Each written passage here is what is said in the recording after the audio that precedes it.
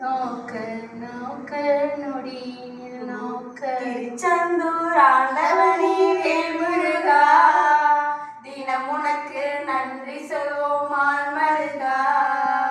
திருச்செந்தூர் ஆண்டவனே வேல்முருகா, தினம் உனக்கு நன்றி சொல்வோம் ஆன்மருகா.